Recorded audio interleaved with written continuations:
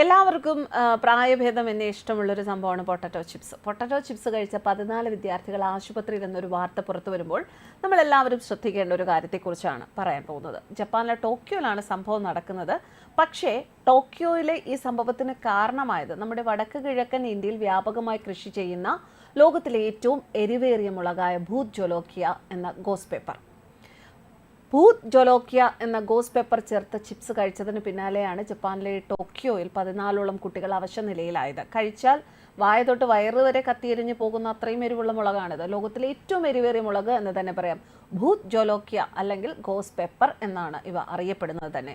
Goes പെപ്പറിൻ്റെ അത്ര തന്നെ എരിവുള്ള വേറെയും ചില ഇനങ്ങളുണ്ട്. എങ്കിലും ഇതിനുള്ള പ്രശസ്തിയും പേരും ഒക്കെ ഒന്ന് വേറെ തന്നെയാണ്. ഏറ്റവും കൗതുകകരമായ സംഗതി ആദ്യം പറഞ്ഞ പോലെ തന്നെ ഈ മുളകിൻ്റെ കൃഷി പ്രധാനമായി നടക്കുന്നത് ഇന്ത്യയിലാണ്. പല വിദേശ രാജ്യങ്ങളിലേക്ക് ഇത് എത്തുന്നത് ഇന്ത്യയിൽ നിന്നാണ്. ഇന്ത്യയിൽ വടക്ക് കിഴക്കൻ സംസ്ഥാനങ്ങളിലാണ് അധികവും ഇതിൻ്റെ കൃഷിയുള്ളത്. ലോകത്തിലെ തന്നെ ഏറ്റവും എരിവേറിയ മുളകുകൾ ഒന്നാണ് എന്ന് പറയാം. നമ്മൾ വീടുകളിൽ ഉപയോഗിക്കുന്ന മുളകിനേക്കാൾ 20 മടങ്ങെങ്കിലും അധികം വരും അത്രേ ഇതിൻ്റെ എരിവ്. വടക്ക് കിഴക്കൻ സംസ്ഥാനങ്ങളിൽ ഇത് അധികവും കൃഷി ചെയ്യുന്നു. ഇവിടെ നിന്ന് കയറ്റുമതി നടത്തുന്നു. അവിടെ താമസിക്കുന്നവർ ഇത് ഉപയോഗിച്ച് ചട്നിയും അച്ചാറും അടക്കം പല വിഭവങ്ങളും തയ്യാറാക്കുന്നുണ്ട്. അതുകൊണ്ട് തന്നെ നമുക്കറിയാം നോർത്തിലുള്ള പല സ്ഥലങ്ങളിൽ നിന്ന് വരുന്ന അച്ചാറിനൊക്കെ ഒരു സ്പെഷ്യൽ എരിവാണ് ഉണ്ടാവുക. ഇത് നേരിട്ട് കയ്യിലോ കണ്ണിലോ ആയാൽ എരിഞ്ഞെരിഞ്ഞ് മരണം വരെ സംഭവിക്കും എന്ന് തോന്നുന്ന അത്രയും തീവ്രതയാണ് ഭൂത് ജോലോക്കിയയ്ക്ക്. മുമ്പ് പ്രതിഷേധക്കാരെയൊക്കെ വരുതിക്ക് നിർത്താൻ കണ്ണീർ വാതകത്തിന് പകരം ഇതിൻ്റെ സത്ത് ഉപയോഗിച്ച് ചില്ലി ഗ്രനേഡ് വരെ DRDO ഉണ്ടാക്കിയിട്ടുണ്ട് എന്ന് കേട്ടിട്ടുണ്ട്. അത്രയും മാരകമാണത്രേ ഇതിൻ്റെ എരിവ്. ഇത്രമാത്രം പ്രത്യേകത ഉണ്ടായിട്ടും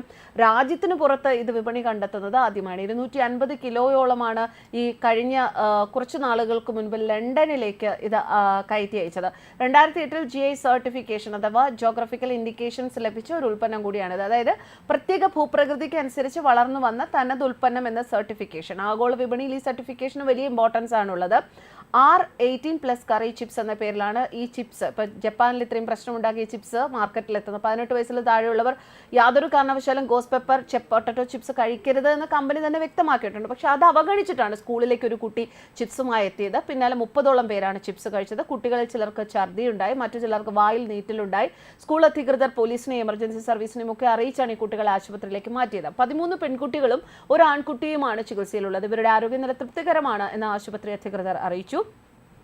സംഭവത്തിന് പിന്നാലെ നിർമ്മാതാക്കൾ ഐസോയാമ കമ്പനി ക്ഷമാപണവുമായി രംഗത്തെത്തി. എരിവ് ഇഷ്ടമുള്ളവർ പോലും വളരെ ശ്രദ്ധയോടെ മാത്രമേ ഇത് കഴിക്കാവൂ എന്ന് കമ്പനി തങ്ങളുടെ വെബ്സൈറ്റിലുടനീളം പറയുന്നുണ്ട്. പാക്കറ്റ് പൊട്ടിക്കുന്നവരുടെ കയ്യിൽ മുറിവുണ്ടെങ്കിൽ പോലും ശ്രദ്ധിക്കണമെന്നാണ്.